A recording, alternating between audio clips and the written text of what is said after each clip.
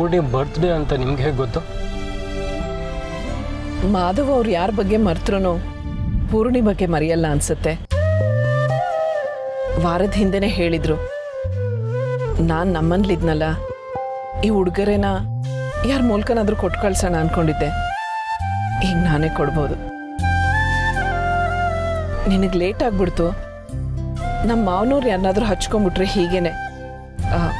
ಮಾಧವ್ ಅವ್ರಿಗೂ ಹೀಗೆ ಮಾಡೋರು. ಸ್ವಲ್ಪ ಬೇಗ ಹೋಗೋಣ ಅಲ್ವಾ? ಪಾಪ ಪೂರ್ಣಿ ನಿನ್ಗೋಸ್ಕರ ಕಾಯ್ತಾ ಇರ್ತಾಳೆ. ಆಲ್ರೆಡಿ ಟೈಮ್ ಆಗಿದೆ.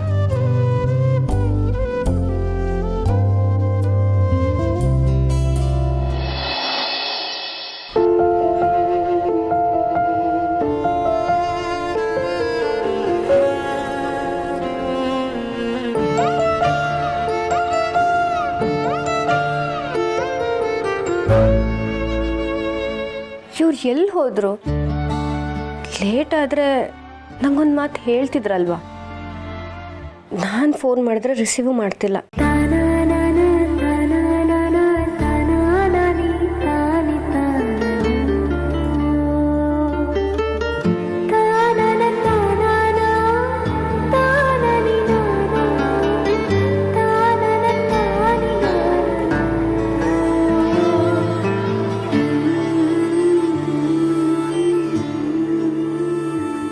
ಎಷ್ಟೊತ್ತಿಂದ ಕಾಯ್ತಾ ಇದ್ದೀನಿ.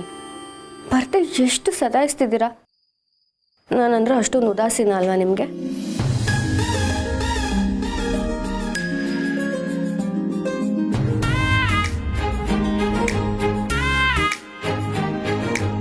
ನಾನು ನನ್ನ ಹೆಂಡತಿನ ಯಾವತ್ತಾದರೂ ಉದಾಸೀನ ಮಾಡ್ತೀನ?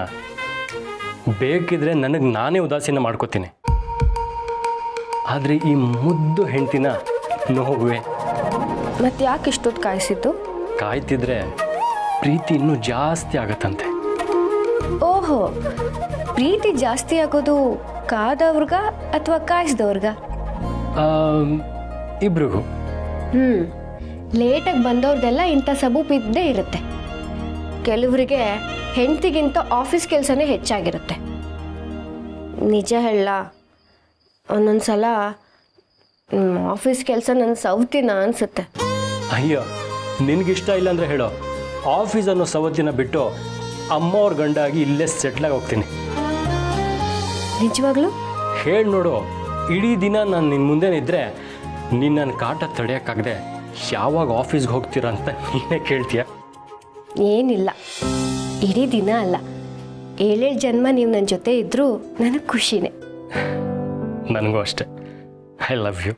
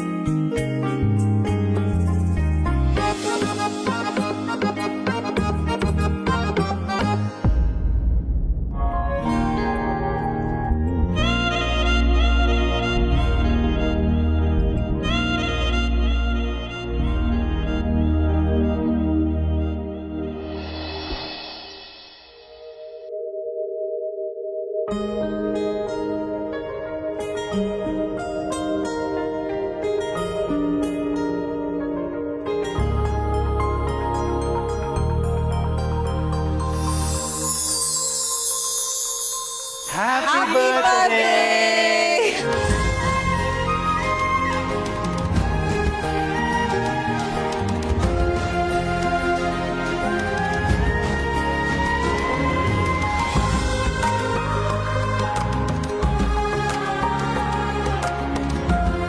ಇವರಲ್ಲಿ ಇನ್ನೂ ಬಂದೇ ಇಲ್ವಾ?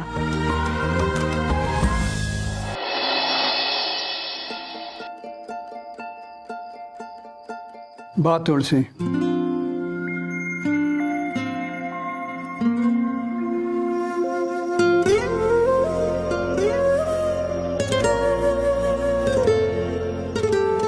ತಾತ, ಅಮ್ಮ ಆಗಲೇ ಹೊರಟ್ರಲ್ಲ, ತಗೊಳ್ಳಿ ಕಷೆ. ಹೌದಲ್ವಾ? ತುಳಸಿ ಹೊರಟಳು ಅನ್ನೋದನ್ನು ಇದು ಒಪ್ಕೊಂಡ್ರು ಇದಿನ್ನೂ ಒಪ್ಕೋತಾ ಇಲ್ಲ ನೋಡು. ಅದಕ್ಕೆ ಅವಳ ಹೆಸರಿಡ್ದು ಕರೆದೆ ಅಂತ ಅನಿಸುತ್ತೆ. ನನಗೂ ಅಮ್ಮ ಹೊರಡ್ತಾರೆ ಅಂದರೆ ಬೇಜಾರಾಗತ್ತೆ ತಾತ. ಹೌದು ಸೋಗ್ಲಾಡಿ, ಆದರೆ ಏನು ಮಾಡೋದು? ನಮ್ಮ ಸ್ವಾರ್ಥಕ್ಕಿಂತ ಅವಳು ಆ ಮನೆಯಲ್ಲಿ ನೆಮ್ಮದಿಯಾಗಿರೋದೇ ಮುಖ್ಯ ಅಲ್ವಾ? ನಾನು ಮಾತಾಡಿದ್ಮೇಲೆ ಅವಳು ಅಲ್ಲಿಗೆ ಹೋಗೋದಕ್ಕೆ ಒಪ್ಕೊಂಡ್ಳು. ಆದರೆ ಅಷ್ಟರಲ್ಲಿ ಅವಿನೇ ಬಂದು ಅವಳನ್ನು ಕರ್ಕೊಂಡು ಹೊರಟ. ನನಗಂತೂ ಅವಿನಾಶ್ ಸರ್ ಅಮ್ಮನ್ನ ಕರ್ಕೊಂಡು ಹೋಗಕ್ಕೆ ಬಂದಿದ್ರು ಅಂದರೆ ನಂಬಕ್ಕೆ ಆಗ್ತಿಲ್ಲ ತಾತ. ಅದು ಅಲ್ಲದೆ ಇವತ್ತು ಅವಳು ಅಲ್ಲಿಗೆ ವಾಪಸ್ ಹೋಗೋದು ಮಾಧವನಿಗೂ ಗೊತ್ತಿಲ್ಲ ಅಂತ ಅನ್ಸುತ್ತೆ. ಇವಳು ನೋಡಿದ ಕೂಡಲೇ ಮಾಧವನ್ಗೆ ಎಷ್ಟು ಸಂತೋಷ ಆಗ್ಬೋದು ಅಲ್ವಾ? ಅದೂ ಅವಿನಾಶೇ ಕರ್ಕೊಂಡು ಹೋಗಿದ್ದಾನೆ ಅಂತಂದರೆ ಕೇಳಬೇಕಾ? ಅವಿನಾಶು ತಾನು ತನ್ನ ಅಪ್ಪನ ಥರ ಅಲ್ಲ ಅಂತ ತೋರಿಸ್ಕೊಳ್ಳೋದಕ್ಕೆ ಎಷ್ಟೇ ಪ್ರಯತ್ನ ಪಟ್ಟರೂ ಕೂಡ ಆ ಒಳ್ಳೆತನ ಅನ್ನೋದಿದೆ ನೋಡು, ಅದು ರಕ್ತದಲ್ಲೇ ಬಂದುಬಿಟ್ಟಿದೆ. ನೀನು ನಂಬ್ತೀಯೋ ಬಿಡ್ತೀಯೋ ಸೋಗ್ಲಾಡಿ, ಆವತ್ತು ಅವಿನಾಶು ನಮ್ಮ ಮನೆಗೆ ಬಂದಿದ್ದು ತುಳಸಿನ ನಿಮ್ಮ ಮನೆಗೆ ಕರ್ಕೊಂಡು ಹೋಗಿ ಅಂತ ಹೇಳೋದಕ್ಕೆ. ಆದರೆ ಇವತ್ತು ಅವನೇ ಬಂದು ತುಳಸಿನ ಕರ್ಕೊಂಡು ಹೋದ. ಅಮ್ಮನ ಸ್ವಭಾವನೇ ಹಾಗೆ ಅಲ್ವಾ ತಾತ, ಯಾರನ್ನಾದರೂ ಕರಗಿಸುತ್ತೆ. ನಿಜ ಸೋಗ್ಲಾಡಿ, ಅವಳು ಆ ಮನೆಯಲ್ಲಿ ನೆಮ್ಮದಿಯಾಗಿದ್ದರೆ ನನಗಷ್ಟೇ ಸಾಕು. ಖಂಡಿತವಾಗ್ಲೂ ಇರ್ತಾರೆ ತಾತ, ನೀವು ಚಿಂತೆ ಮಾಡಬೇಡಿ. ಚಿಂತೆನಾ? ನೆಗೆದು ಬಿತ್ತು. ನನ್ನ ಚಿಂತೆನೇ ಬೇರೆ. ಮತ್ತೇನು ತಾತ? ಮತ್ತೆ ನಾಳೆಯಿಂದ ನಿನ್ನ ಕೈ ಅಡುಗೆನೇ ತಿನ್ನಬೇಕಲ್ಲ ಅಂತ ಚಿಂತೆ. ತಾತ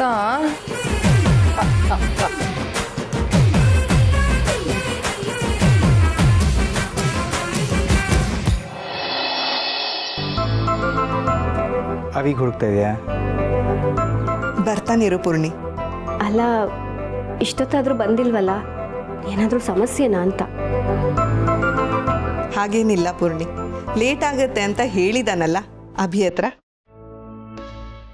ಅವ್ರು ಹೀಗೆಲ್ಲ ಮಿಸ್ ಮಾಡಲ್ವಲ್ಲ? ಆಗಲೇ 12 ಗಂಟೆ ಆಯಿತು, cake cut ಮಾಡೋಣವಾ?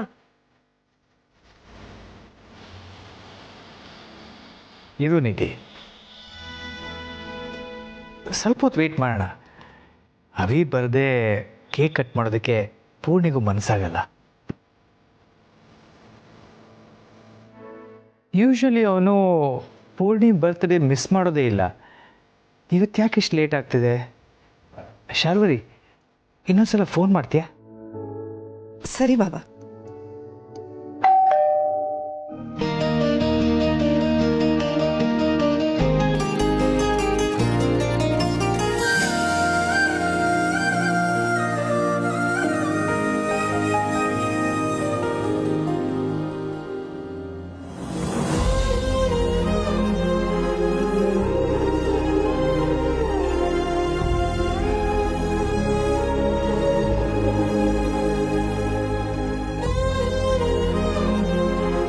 Happy birthday my beautiful ಹೆಂಡತಿ. Thank you. ಯಾಕೆ ಇಷ್ಟು ಲೇಟ್ ಆಯಿತು? ನಿಮಗೋಸ್ಕರನೇ ನಾವೆಲ್ಲರೂ ವೆಯ್ಟ್ ಮಾಡ್ತಿದ್ವಿ ಗೊತ್ತಾ? ನಿನ್ನ ಗಿಫ್ಟ್ ತೊಗೊಳಕ್ಕೆ ಇಷ್ಟು ಲೇಟ್ ಆಯಿತು. ಗಿಫ್ಟಾ? ಕಾಣಿಸ್ತಾನೆ ಇಲ್ಲ.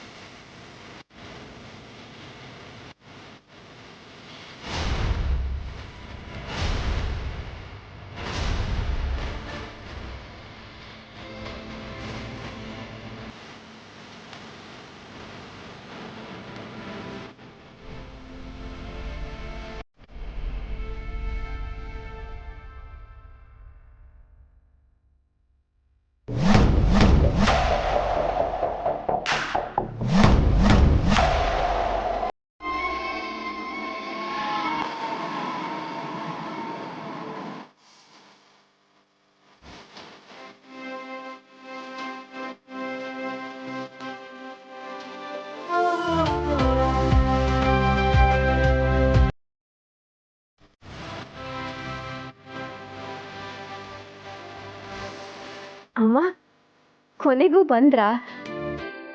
ಈಗ ಈ ಮನೆ ಕಳೆ ಬಂತು. ಬನ್ನಿ.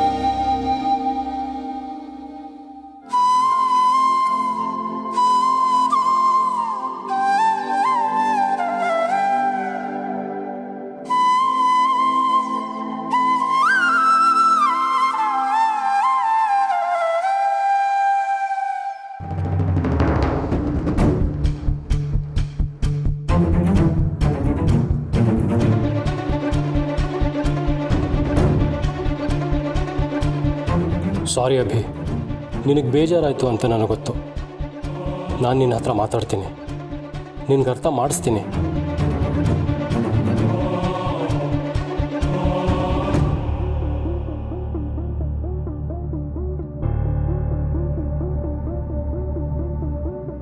ನನ್ನ ಬರ್ತ್ಡೇ ನಂಗೆ ಬೇಜಾರಾಗಬಾರ್ದು ಅಂತ ನೀವು ಖುಷಿಯಾಗಿದ್ರಿ ಅಂತ ನಂಗೆ ಗೊತ್ತು ಮಾವ. ಆದರೆ ತುಳಸಿ ಅಮ್ಮ ಇಲ್ಲಿಗೆ ಬಂದಿದ್ದ ಈ ಕ್ಷಣ ನಿಮ್ಮ ಕಣ್ಣಲ್ಲಿ ನಿಜವಾದ ಖುಷಿ ಕಾಣಿಸ್ತು. ನಂಗಿದೇ ಬೇಕಾಗಿದ್ದಿದ್ದು ಮಾವ. ಇದೇ ನಂಗೆ ದೊಡ್ಡ ಗಿಫ್ಟ್.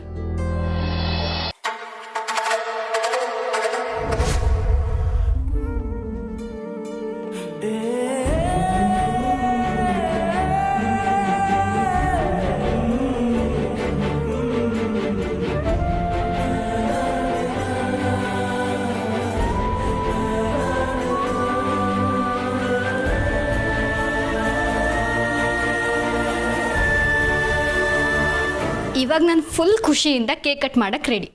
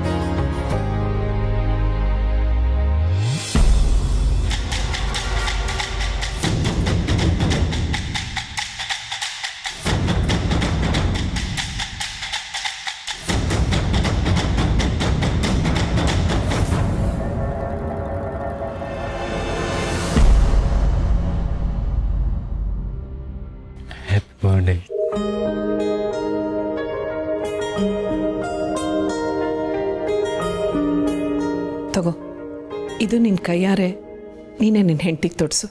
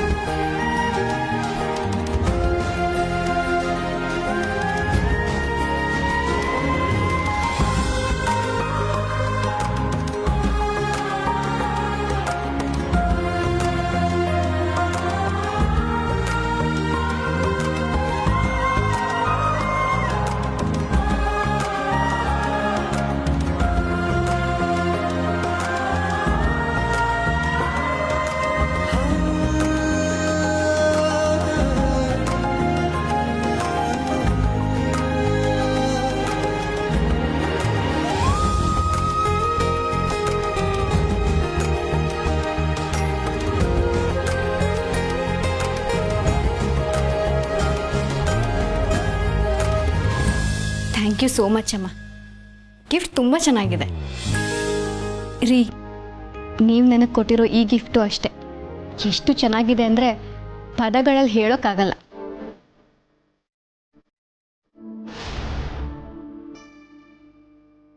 ಇಷ್ಟು ದಿನದಲ್ಲಿ ನೀವು ನನಗೆ ಕೊಟ್ಟಿರೋ ಬೆಸ್ಟ್ ಬರ್ಡೇ ಗಿಫ್ಟ್ ಇದು.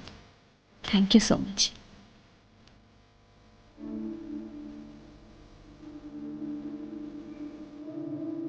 ಅಮ್ಮ, ಮನೆಗೆ ವಾಪಸ್ ಬಂದಿದ್ದಕ್ಕೆ ತುಂಬ ಥ್ಯಾಂಕ್ಸ್.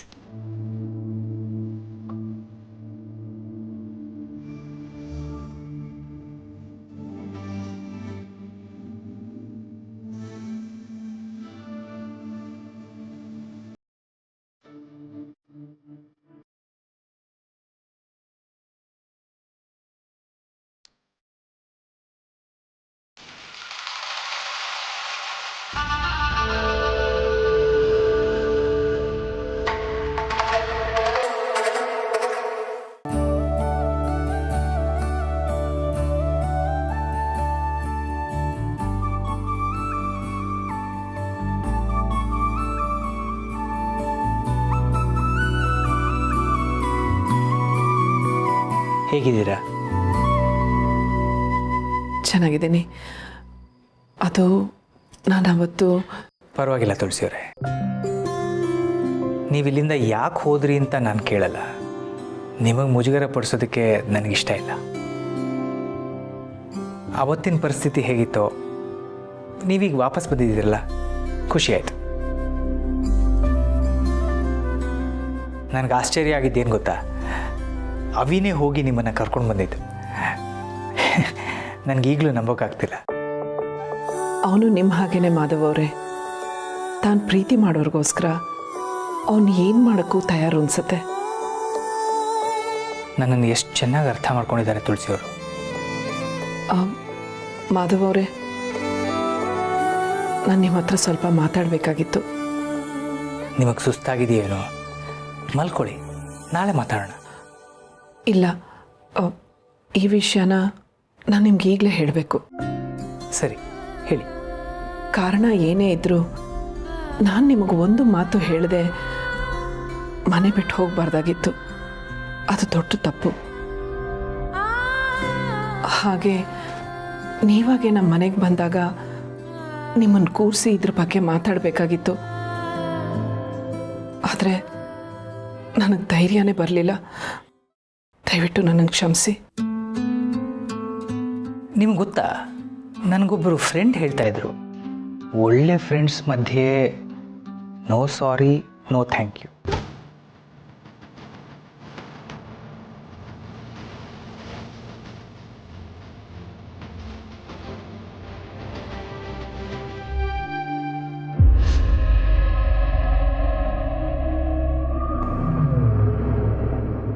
ಅವಿ,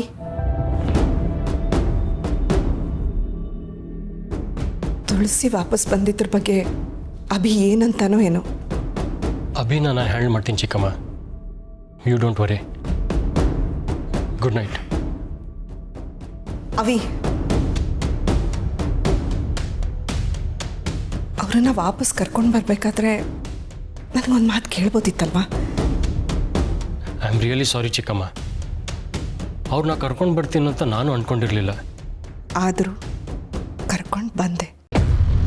ಕ್ಷಮಿಸಿ ಚಿಕ್ಕಮ್ಮ, ಅವರಿಂದನೇ ಮನೆ ನೆಮ್ಮದಿ ಹಾಳಾಗಿದ್ದು. ಅಭಿ ಮದುವೆ ನಿಂತಿದ್ದು, ಅಭಿ ಸೂಸೈಡ್ ಅಟೆಂಪ್ಟ್ ಮಾಡಿದ್ದು, ಮತ್ತೆ ದೀಪಿಕಾ ಅಭಿ ದೂರ ಆಗಿದ್ದು. ನನಗಿದೆಲ್ಲ ನೆನಪಿದೆ ಚಿಕ್ಕಮ್ಮ. ಹಾಗೇನೆ ಇದಕ್ಕೆಲ್ಲ ಇವರೊಬ್ಬರೇ ಕಾರಣ ಅಲ್ಲ ಅಂತಲೂ ನನಗೆ ಗೊತ್ತಿದೆ. ನಮಗೆ ಹೇಳ್ದೆ ಕೇಳದೆ ಈ ವಯಸ್ಸಲ್ಲಿ ಮದುವೆ ಆಗಿ ಬಂದ್ರಲ್ಲ, ಆ ಮನುಷ್ಯಂದು ಸಾಕಷ್ಟು ಪಾಲಿದೆ ಇದರಲ್ಲಿ. ನಮ್ಮ ಮೇಲೆ ಪ್ರಾಣಕ್ಕಿಂತ ಹೆಚ್ಚಾಗಿ ಪ್ರೀತಿಯವರು ಇದರಿಂದ ನೀವು ಅವತ್ತ ನಿರ್ಧಾರ ತಗೊಂಡ್ರಿ. ಜಗತ್ತಿನ ಎದುರು ನೀವು ಕೆಟ್ಟೋರಾಗ್ತೀರಾ ಅಂದರೂ ನೀವು ಕೇರ್ ಮಾಡದೆ ನಮಗೋಸ್ಕರ ಹಾಗೆ ಮಾಡಿದ್ರಿ. ನಿಮ್ಮ ಜಾಗದಲ್ಲಿ ನಿಂತು ಯೋಚಿಸಿದ್ರೆ ಅದು ಸರಿನೇ. ಹಾಗೇನೆ ಪೂರ್ಣಿ ಹೇಳಿದ್ದು ಇನ್ನೊಂದು ರೀತಿಯಲ್ಲೇ ಸರಿ ಅನಿಸ್ತು.